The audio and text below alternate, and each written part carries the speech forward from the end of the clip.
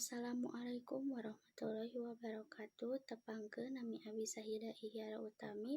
Abi bade napangkeun pupuh Magatru anu aya di buku kelas 1. Sato galak belang coreleng teh maung, kabeukina dahar daging, mun ngagerem tembong sihung, anu ganggu moal wani, cicingna di leuweung ganggong.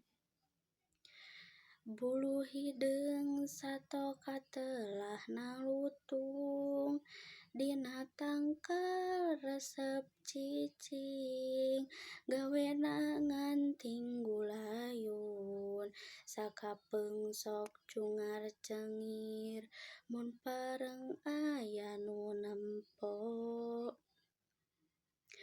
Aya deui sato leutik tapi lucu, ngaranna teh apan bajing, bulu lemes semu hipo, kana bungbuahan beuki, kalapa ngora mah komo.